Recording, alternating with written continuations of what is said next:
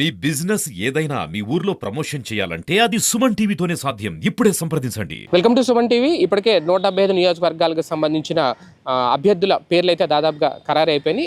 వైఎస్ఆర్సీపీ అధికార పక్షం పూర్తిగా అభ్యర్థులను ప్రకటించింది. తెలుగుదేశం, జనసేన కూటమి మాత్రం, అలాగే భారతీయ జనతా పార్టీ కూటమి మాత్రం ఇంకా అభ్యర్థుల విషయంలో కాస్తంత పెండింగ్లో ఉంది. ఇవాళ రేపు అన్నట్టుగా ఉన్నాయి. కానీ కాకినాడ రూరల్ విషయానికి వస్తే ఫుల్ క్లారిటీ అయితే వచ్చేసింది. ప్రస్తుతం వైసీపీ అభ్యర్థిగా సిట్టింగ్ ఎమ్మెల్యే ఎవరైతే ఉన్నారో కన్నబాబునే మరొకసారి ఖరారు చేయడం, కాపు సామాజిక వర్గానికి సంబంధించిన వ్యక్తి.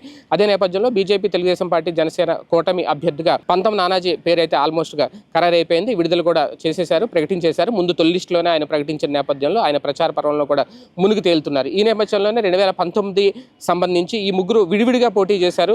టీడీపీ, అలాగే జనసేన, వైఎస్ఆర్సీపీ. కానీ ఇప్పుడు టీడీపీ, జనసేన కలిసి పోటీ చేయబోతున్నాయి. వైఎస్ఆర్సీపీ సింగిల్గానే బరిలోకి దిగుతుంది. ఆ లెక్కలు వేసుకుంటున్నప్పుడు దాదాపుగా అప్పట్లో కన్నబాబు, ప్రస్తుతం సిట్టింగ్ ఎమ్మెల్యే కన్నబాబు ఎవరైతే ఉన్నారో దాదాపుగా 74,000 ఓట్లతో గెలుపొందడం జరిగింది. కానీ టీడీపీ అభ్యర్థిగా పిల్లి అనంతలక్ష్మి, అలాగే వైఎస్ఆర్సీ ఆపోజిషన్గా జనసేన ఎవరైతే ఉన్నారో పంతం నానాజీ ఇప్పుడు అభ్యర్థిగా ఉన్న వ్యక్తి అప్పుడు కూడా బరిలోకి దిగారు. తన సత్తా నిరూపించుకున్నారు. దాదాపుగా 39,000 ఓట్లు అయితే ఆయన సాధించుకోవడం జరిగింది. అంటే ఇక్కడ పిల్లి అనంతలక్ష్మికి తెలుగుదేశం పార్టీ తరఫున 65,000 ఓట్ బ్యాంక్ వస్తే పంతం నానాజీకి 35,000 ఓట్లు వచ్చినాయి. అంటే ఆ లెక్కను చూసుకున్నా దాదాపు 1,00,000 ఓట్లు ఇద్దరు సాధించారు. కానీ రూరల్ అభ్యర్థి, వైఎస్ఆర్సీపీ అభ్యర్థి కన్నబాబు ఎవరైతే ఉన్నారో ఆయన 74,000 ఓట్లతోనే గెలుపొందడం జరిగింది. ఒక రకంగా అప్పుడున్న రేషియో ప్రకారం చూసుకుంటే ఓటు బ్యాంక్ చీలిపోయింది.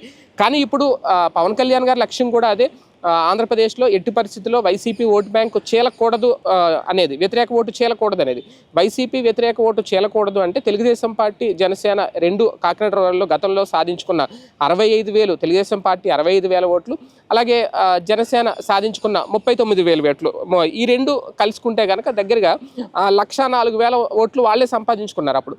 కాకపోతే ఇప్పుడు ఆ స్థాయిలో ఓటు బ్యాంకు ఉంటుందా లేదనేది ఇక్కడ ఒక కీలకం. పైగా ఇద్దరు కూడా ఒకటే సామాజిక వర్గానికి సంబంధించిన వ్యక్తులు. సామాజిక కోణం పరిధిలో చూసుకున్న సామాజిక ఓట్ బ్యాంక్ చేయాలి అంటే కాపు సామాజిక ఓట్ బ్యాంకును ఇటు పంతం నానాజీ చీల్చుతారా వ్యతిరేక ఓటుని, లేదంటే ఆ ఓటుని తను క్యాష్ చేసుకుంటారా? టీడీపీ వైపు, జనసేన వైపు ఉన్న ఓట్ బ్యాంక్ని కన్నబాబు తన వైపుకు తిప్పుకుంటారనేది. అంటే ఇప్పుడు ప్రస్తుతం వీళ్ళిద్దరి బలాబలాలు చూసుకున్నప్పుడు కూటమి బలం అయితే 2019 లెక్కల ప్రకారం చూసుకుంటే గట్టి బలమే ఉంది. అంటే 1,00,000కు పైగా ఓట్లు కూటమి వైపు ఉంటే 2019 రిజల్ట్ ప్రకారం 74,000 ఓట్లు మాత్రమే వైసీపీ అభ్యర్థి తరపున ఉన్నాయి. అంటే ఇక్కడ ఫెచ్చింగ్లో అయితే కూటమి ఉంది 2019 ప్రకారం చూసుకుంటే. కానీ 2024 విషయానికి వచ్చేసరికి అప్పుడు పరిస్థితులు వేరు, ఇప్పుడు పరిస్థితులు వేరు అంటుంది కూటమి. ఖచ్చితంగా అధికారంలో ఉన్న అధికార పక్షం మీద ఉండే వ్యతిరేకత ఏదైతే ఉంటుందో అది పెరుగుతుంది.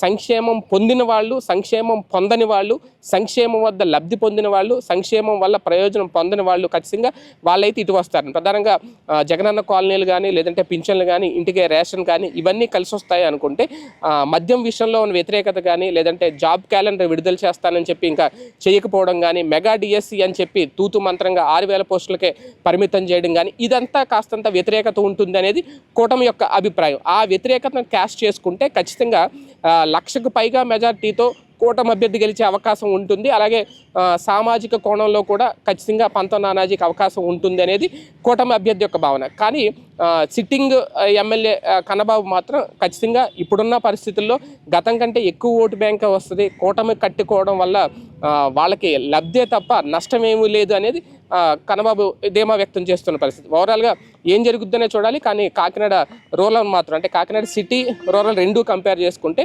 కాకినాడ రూరల్ అయితే ఒక టఫ్ ఫైట్ అయితే జరుగుద్ది కూటమికి ప్లస్ వైసీపీకి అనే అంచనా అయితే స్పష్టంగా కనిపిస్తుంది. ఏం జరుగుద్దో చూద్దాం.